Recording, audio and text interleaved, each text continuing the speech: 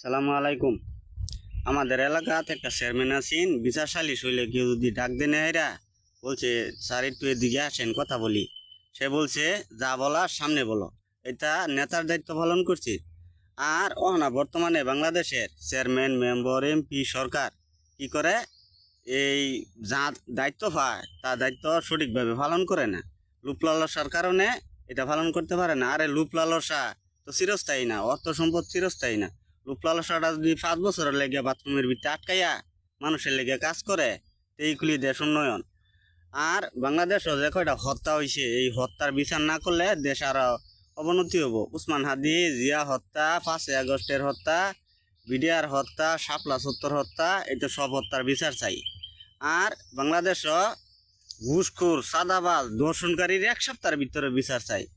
সাদাবাজ, ঘুষখোর, মাদক ব্যবসায়ী এইটার বিচার চাই। দেশের মধ্যে যেই ক্ষতি করবার চেষ্টা করুক তাদের কঠোর বিচার হোক, এই দেশ সুন্দরভাবে চলবো। ধন্যবাদ।